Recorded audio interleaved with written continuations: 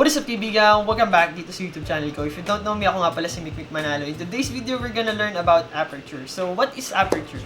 Aperture is the opening and closing from your lens, which light passes through your lens to your camera sensor. So, when your aperture is larger or mas malaki yung aperture mo, mas madaming ilaw na papasok papunta dun sa sensor mo. The lower the number, mas kakaunti yung ilaw na papasok papunta dun sa camera sensor mo. It's calibrated with f number or f-stops. Nakasulat talaga siya sa lens, actually.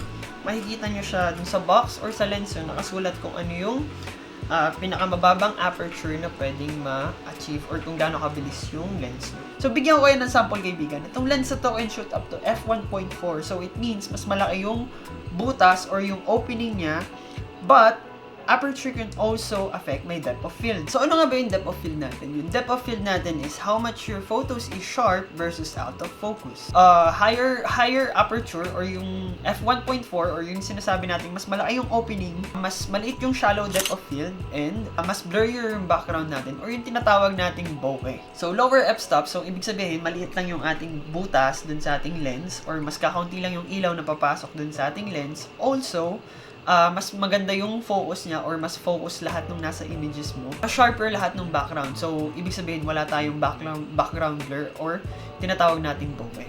You can see the difference between f1.4 and f16. I'll show you some samples like this one.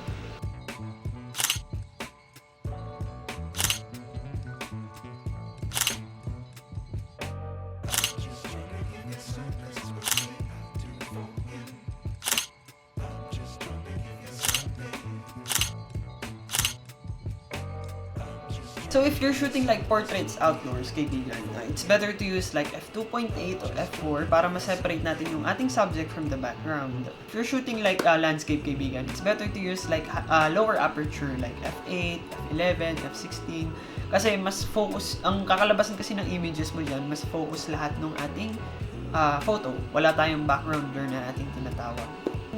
Kung nalilito ka pa rin sa paggamit ng ating aperture, you can, pwede mong gamitin yung dial sa ibabaw. If makikita nyo doon, may nakasulat na letter A. Yung letter A natin is tinatawag nating aperture priority. So, it means, yung aperture priority natin, for example, yung lens mo is can shoot up to f2.8 or yun yung pinakamalaking larger opening niya. Then, pag itinapat mo siya sa different scene, mag-iiba yung ating shutter speed and ating ISO. Automatically na siya. So, si camera na yung bahala para sa'yo, para i-adjust niya or ma-expose niya ng ayos yung inyong photos. Tapos, meron din siya, if ever na kung gusto mo naman is like manual mode naman. Yung ating manual mode naman, si photographer na yung mag-a-adjust ng ating tatlo, yung ating exposure triangle, yung ating shutter speed, aperture, tsaka ISO. Actually, naggawa ko ng video, i-click nyo lang dito sa taas. Kung paano gamitin yung manual mode sa camera mo. So, let's make a recap. Yung aperture natin is the opening and closing dun sa lens natin which light passes through papunta dun sa camera sensor mo. Aperture can also affect your depth of field. Higher f-stops or yung mas malaki nating butas or yung larger opening has shallow depth of field but mas blurrier yung background natin. Also, yung ating lower f-stops or yung mga maliliit natin na opening dun sa lens natin, mas maganda yung depth of field niya or mas focus lahat ng images mo. So, ibig sabihin, wala tayong background blur or mas sharp yung ating background. So, that's it, kaibigan. I hope may natutunan ka dito sa video na to. Please don't forget to like, share with your friends, also subscribe, and also hit that notification bell button dun sa baba para you will get notified when I upload videos every Friday. Yeah, I hope to see you guys next week. Actually, nasa Baler pala ako next week. So, see you there. So, ingat kayo, kaibigan. Peace out. Mas kilala siya as bokeh, bokeh, or anything. Alam ko, bokeh. Parang yung tropa mo na, ayun, alam mo na, maboka.